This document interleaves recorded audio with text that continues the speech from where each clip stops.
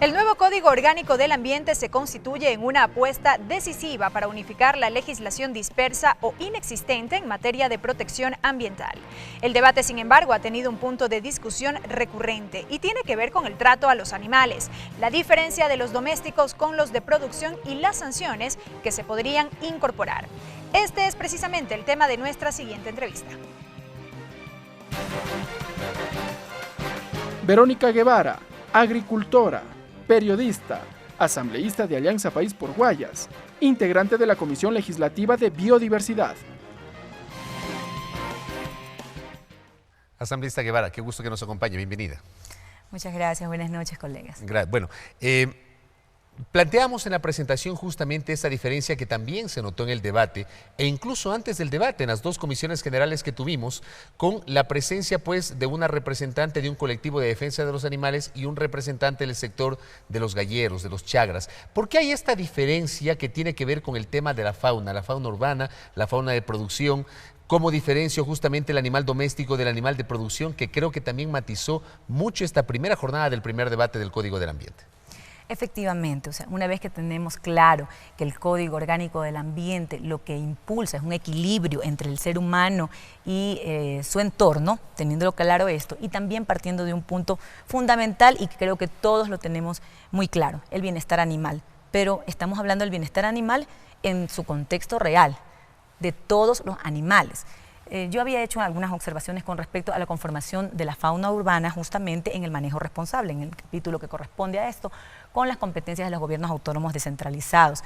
Había indicado justamente que en el artículo 56, en el literal 9, no constaba la excepción, por ejemplo, con respecto al respeto de los pueblos, nacionalidades y las costumbres ancestrales que tenemos de nuestros pueblos.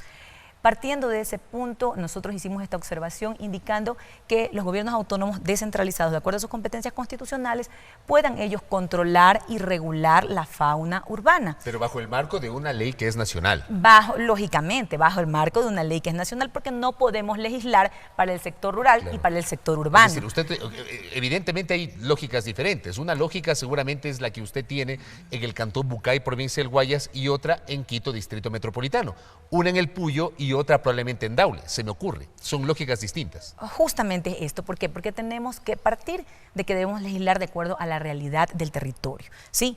Partiendo de esto, cada territorio tiene su particularidad, como usted lo acaba de indicar.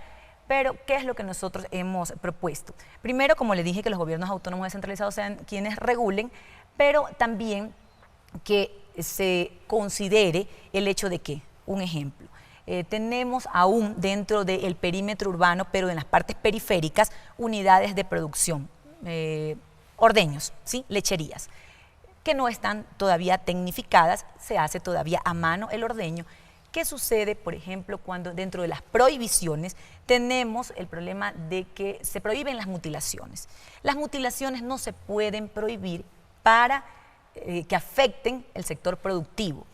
Se utiliza por lo general el descorne de las vacas en estos ordeños, en estas unidades de producción, pero el código nos indica que están prohibidas.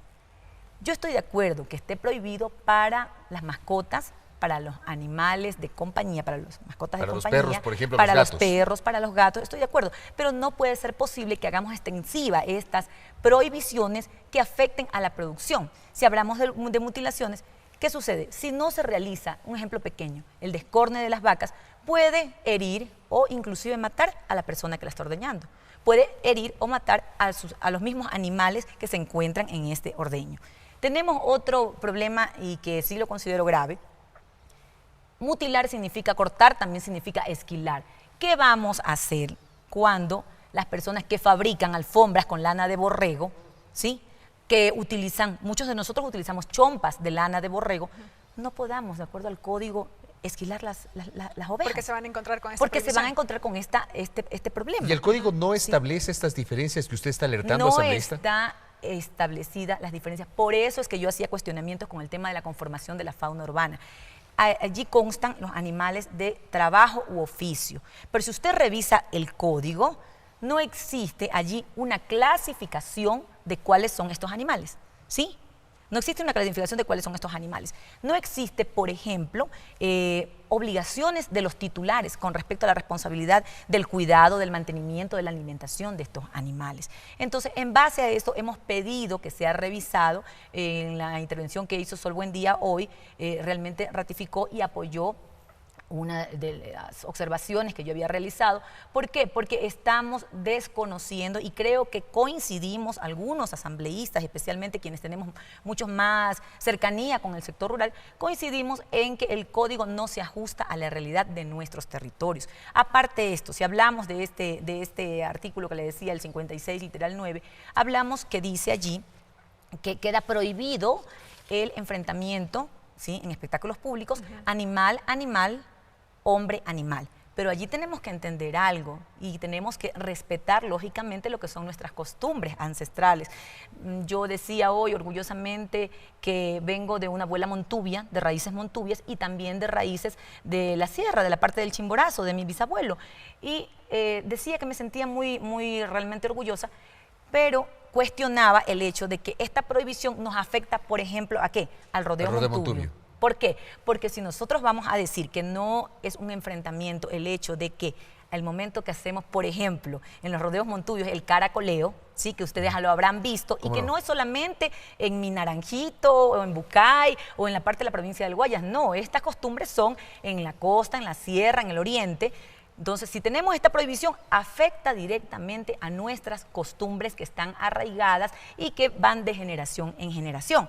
¿Qué sucede? Cuando se da el caracoleo, cuando se da el azopial, cuando se da la monta, ¿qué es lo que va a suceder? Puede ser considerado maltrato animal porque se está enfrentando el hombre con el animal, ¿sí? Entonces, si el caballo es chúcaro, el animal tiene, el humano tiene que domesticarlo.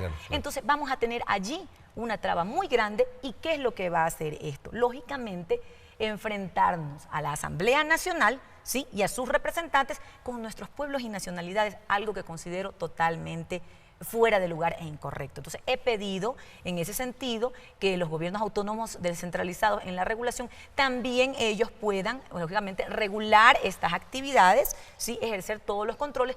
Hoy hablaba una compañera y decía que se debería también puntualizar allí los controles, que no ingresen menores de edad, que no el tema de bebidas alcohólicas, el tema de los horarios, pero para eso ya existe una regulación. Lo que tienen que hacer es aplicar la control de armas. Pero eso se puede reglamentar, claro. Lógicamente, y además eso ya está regulado, o sea, tenemos que aplicar la regulación.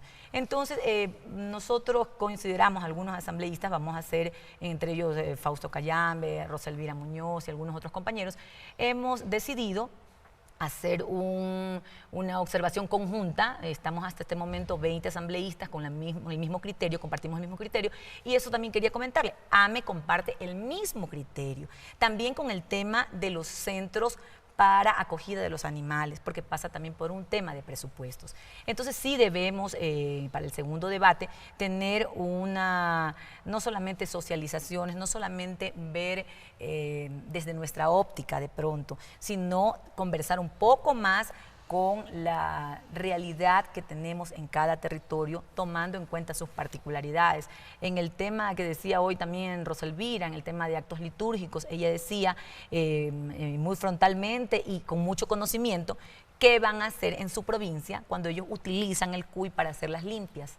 ¿Qué le vamos a decir a estas personas? No, es que ya no pueden utilizarlo. Entonces, ahí hay un irrespeto total a los derechos culturales de pueblos y nacionalidades. Bueno, nosotros estaremos pendientes entonces de la presentación de estas propuestas conjuntas por parte de los asambleístas de Alianza País. Gracias por su presencia, asambleísta, por habernos acompañado. La asambleísta Verónica Guevara con sus planteamientos en torno al Código Orgánico del Ambiente que hoy inició ya su primer debate en el Pleno de la Asamblea Nacional.